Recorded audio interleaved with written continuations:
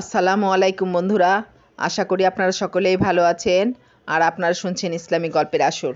আজকের এই ভিডিওতে আমরা আল্লাহ কেন শয়তানকে সৃষ্টি করলেন ও খারাপ পথে যেতে দিলেন সে সম্পর্কে আলোচনা করব। আশা করি আপনাদের ভিডিওটি ভালো লাগবে ইনশাআল্লাহ। আর ভালো লাগলে লাইক, কমেন্ট, শেয়ার করবেন। ইমাম ইবনুল কাইয়িম জাওজিয়া রহমতুল্লাহ আলাইহে তার শিফাউল আলিল গ্রন্থে শয়তান সৃষ্টির পেছনে আল্লাহ তাআলার বেশ কিছু হিকমতের কথা উল্লেখ করেছেন। তিনি উল্লেখ করেছেন, ইবলিস ও তার বাহিনীর সৃষ্টির পেছনে এত হিকমত রয়েছে যার বিস্তারিত আল্লাহ ছাড়া কেউই অনুধাবন করতে পারবে না।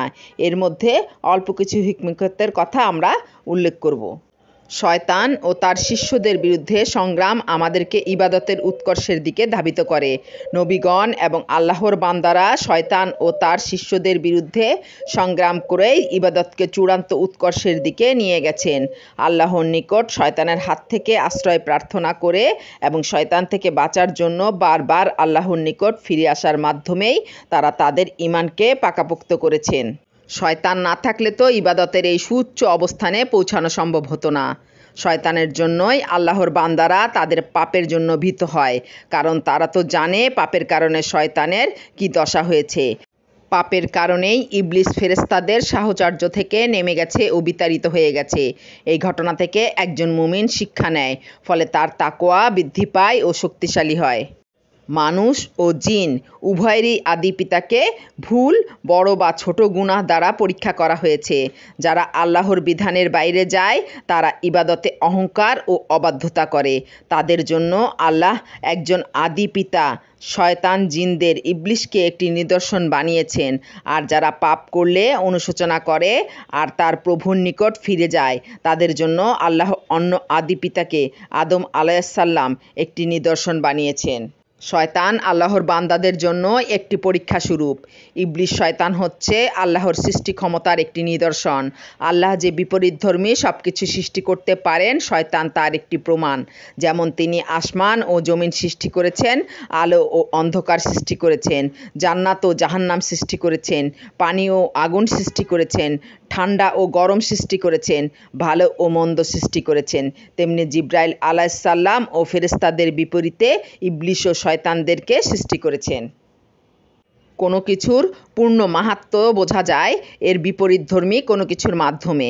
যদি কুৎসিত কিছু না থাকতো তাহলে আমরা কখনো সৌন্দর্যের মাহাত্ম্য বুঝতে পারতাম না।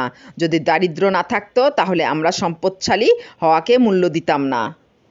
আল্লাহ বান্দাদের নিকট তার সংযম, ধৈর্য, সহনশীলতা, পরম দয়া ও ঔদার্যের প্রকাশ ঘটাতে পছন্দ করেন।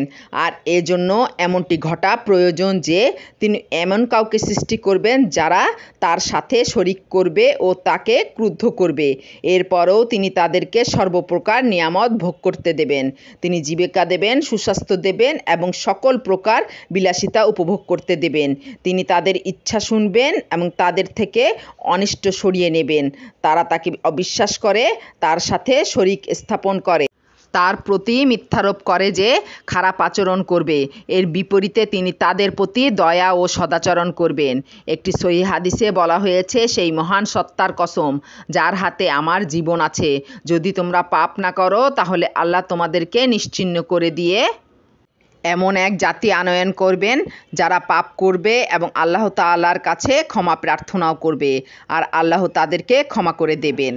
আল্লাহর পছন্দনীয় অনেক কিছুই শয়তানের অস্তিত্বের জন্য সংগঠিত হতে পারে, যেমন কারো নিজ কামনা বাসনার বাইরে যাওয়া শয়তানের দ্বারাই যা জাগ্রত হয় এবং বান্দা তা দমন করার সুযোগ পায়, কারো কষ্ট ও প্রতিকূলতার মধ্যে পতিত হওয়া যার দ্বারা সেই বান্দা আল্লাহর ভালোবাসা ও সন্তুষ্টি অর্জন করতে পারে।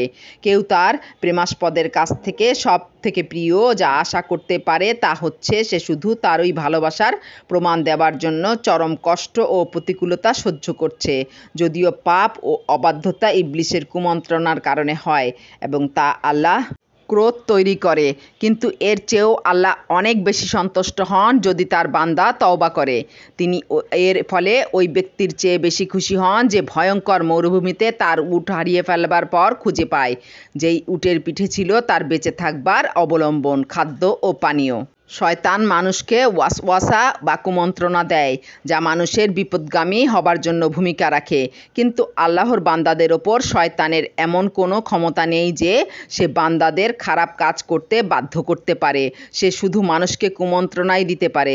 যারা শয়তানের কুমন্ত্রণার অনুসরণ করে, শয়তানের পথ চলে, তারা পথভ্রষ্ট হয়। এটুকু ক্ষমতাই কেবল শয়তানের আছে। এ সম্পর্কে কুরআনে বলা হয়েছে, নিশ্চয়ই বিভ্রান্তদের মধ্যে যারা তোমার অনুসরণ করবে তারা ছাড়া আমার বান্দাদের ওপর তোমার কোনো কর্তৃত্ব থাকবে না। তাদের সবার নির্ধারিত স্থান হচ্ছে জাহান্নাম। তারা শয়তানের মতো, যে মানুষকে কাফির হতে বলে, অতঃপর যখন সে কাফির হয় তখন শয়তান বলে, তোমার সাথে আমার কোনো সম্পর্ক নেই, আমি বিশ্ব পালনকর্তা আল্লাহ তাআলাকে ভয় করি। যারা শয়তানের পথে চলে না, আল্লাহর শরণ নেয়, শয়তান তাদের ওপর কোনো প্রভাব খাটাতে পারে না। যদি শয়তানের পক্ষ থেকে তুমি কিছু কুমন্ত্রণা অনুভব করো, তবে আল্লাহর শরণাপন্ন হও, নিশ্চয়ই তিনি সর্বশ্রোতা সর্বজ্ঞ। কাজেই আমরা বলতে পারি, শয়তান নিজ ইচ্ছাশক্তির দ্বারা খারাপ পথ বেছে নিয়েছে। আল্লাহ তাকে এর নির্দেশ দেননি। উপরন্ত আল্লাহ তাআলা মানুষকে শয়তান থেকে সতর্ক করেছেন। শয়তানের সৃষ্টিও আল্লাহর অসামান্য ক্ষমতার পরিচায়ক ও এর মাঝে অনেক হিকমত নিহিত আছে। আল্লাহ তার ইবাদতের জন্য মানুষকে সৃষ্টি করেছেন এবং এই পৃথিবীর জীবনকে মানুষের জন্য করেছেন পরীক্ষাস্বরূপ। শয়তানের অস্তিত্বের দ্বারা মানুষের জন্য এই পরীক্ষা সম্পন্ন হওয়া সম্ভবপর হয়। আল্লাহর সৃষ্টিকর্ম এভাবেই অসামান্য এক ভারসাম্যের ওপর প্রতিষ্ঠিত আছে। কাজেই শয়তানের ধারণার কারণে সৃষ্টিকর্তার অস্তিত্ব বা নৈতিকতাকে প্রশ্নবিদ্ধ করা অযৌক্তিক। হে মানুষ, অবশ্যই আল্লাহর প্রতিশ্রুতি সত্য। সুতরাং পার্থিব জীবন যেন তোমাদেরকে কিছুতেই প্রতারিত না করে এবং সেই প্রবঞ্চক যেন কিছুতেই তোমাদেরকে আল্লাহ সম্পর্কে প্রবঞ্চিত না করে। নিশ্চয়ই শয়তান তোমাদের শত্রু, অতএব তাকে শত্রু হিসেবে গণ্য করো। সে তার দলকে কেবল এই জন্যই ডাকে যাতে তারা জ্বলন্ত আগুনের অধিবাসী হয়। হে আদম সন্তানেরা, আমি কি তোমাদেরকে এ মর্মে নির্দেশ দেইনি যে তোমরা শয়তানের দাসত্ব করো না? নিঃসন্দেহে সে তোমাদের প্রকাশ্য শত্রু, আর আমারও ইবাদত করো, এটাই সরল পথ। শয়তান তো তোমাদের বহু দলকে পথভ্রষ্ট করেছে, তবুও কি তোমরা বোঝোনি? আল্লাহ আমাদেরকে শয়তানের কুমন্ত্রণা থেকে বাঁচার তৌফিক দান করুন, আমিন। ভালো থাকবেন, সুস্থ থাকবেন, আর ইসলামিক গল্পের চ্যানেলের আশিরের পাশেই থাকবেন। আল্লাহ হাফেজ।